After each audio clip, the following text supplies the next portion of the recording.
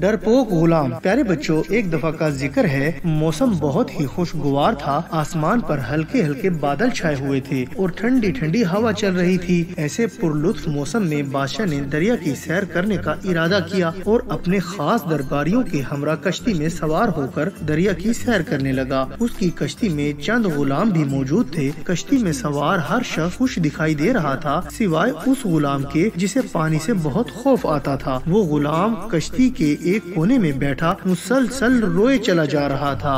جب بادشاہ کی نظر روتے ہوئے غلام پر پڑی تو اس نے اپنے ساتھیوں سے پوچھا، یہ غلام کیوں رو رہا ہے؟ کیا اسے دریا کی سیر پسند نہیں ہے؟ ایک درباری نے جواب دیا، حضور والا، یہ غلام ڈر کی وجہ سے رو رہا ہے۔ اس کے دل میں خوف ہے کہ کہیں کشتی دریا میں ڈوب نہ جائے۔ انہی درباریوں میں سے ایک نہایت ذہین آدمی بھی شامل تھا۔ اس نے جب غلام کے بارے میں سنا تو وہ بادشاہ سے بولا، بادشاہ سلامت، اگر آپ مجھے اجازت دیں تو میں ابھی اس شخص کا خوف دور کیے دیتا ہوں۔ یہ درخواست سن کر بادشاہ نے فوراً اسے اجازت دے دی۔ بادشاہ سے اجازت ملتے ہی اس شخص نے کشتی میں موجود دوسرے غلاموں کو حکم دیا کہ اس غلام کو دریا کے ٹھنڈے پانی میں چند غوطے دے دو۔ اس کے حکم کی فوری تعمیل کی گئی۔ جب رونے والا غلام دریا میں چند غوطے کھا چکا تو عقل مند شخص کے اشارے پر اسے پانی سے باہر نکال لیا گیا۔ یہ سب دیکھ کر بادشاہ بہت ہی حیران ہوا کہ دریا کے نکلنے کے بعد غلام کا رونا دھونا بند ہو گیا ہے اور اب وہ خاموشی سے کشتی میں سفر کر رہا تھا۔ اس پر بادشاہ نے اپنے اس ذہین درباری کو قریب بلایا اور اس سے پوچھا،